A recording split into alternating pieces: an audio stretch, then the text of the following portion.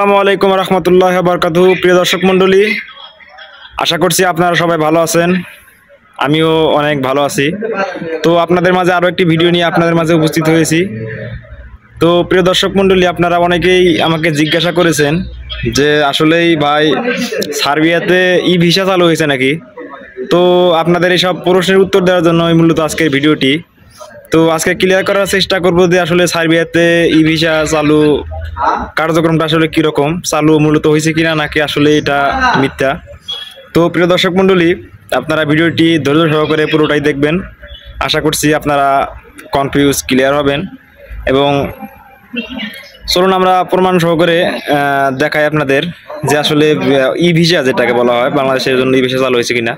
আমরা আদৌ এ পর্যন্ত জানি যে আসলে বাংলাদেশের ভিতরে ই ভিসা এখনো চালু হয়নি, কিন্তু বর্তমান কিছু আপডেট আমি যে আপডেটটা আজকেই পেয়েছি, তো ভাবলাম আপনাদের ইনফরমেশনটা দিয়ে দেই। আসলে ই ভিসা যেটা বাংলাদেশে আমরা আদৌ জানতাম যে হয় না, এবং আসলে ই ভিসা বলতে আমরা বুঝি আসলে যে এটা ফ্যাক বা এজেন্সি এমনি ভুলভাল বলতেছে। আসলেই আমরা আপনাদের দেখানোর চেষ্টা করবো আসলে ই ভিসা হচ্ছে কিনা। চলুন আমরা প্রমাণ সহকারে আমরা আপনাদের স্ক্রিনে দেখাই যে আসলে ই ভিসার কিরকম অবস্থা বা হচ্ছে কিনা। প্রিয় দর্শক, আরো একটা প্রুফ আপনারা দেখেন, এটা হচ্ছে Serbian work permit official information for Bangladesh.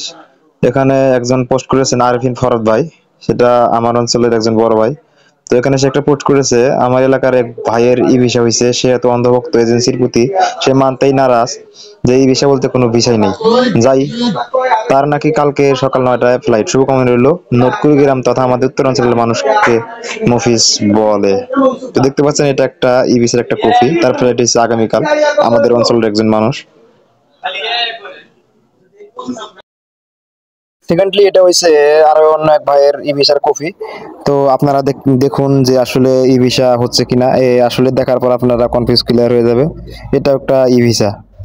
প্রিয় দর্শক, আপনারা যেটা দেখলেন আসলে সেটা হচ্ছে আমাদের এক বড় ভাইয়ের পরিচিত একজন লোক আমাদের এলাকার। তো অনেকদিন আগে সে ভিসা পাইছে এবং আজকে তার ফ্লাইটের ডেট। তো সে অলরেডি রওনা দিয়েছে। আসলে তার কাছ থেকে সবকিছু আমরা শুনতে পারবো এবং বুঝতে পারবো। যেটা কনফিউজে আপনারা ছিলেন আশা করছি ক্লিয়ার হবেন আমার ভিডিওর মাধ্যমে। তো আর কথা না বলি, এবং আমাদের ফেসবুক এবং YouTube channel hacks for Europe এর সাথেই থাকবেন সকল আপডেট পেতে। আমাদের পেজটি ফলো দিয়ে সাথে থাকবেন এবং ইউটিউব চ্যানেল সাবস্ক্রাইব করবেন। তো এই আশাবাদ ব্যক্ত রেখে আমি মোহাম্মদ ইমান হোসেন আজকের মতো এখানেই বিদায় নিচ্ছি। টাটা, বাই বাই, আল্লাহ হাফেজ।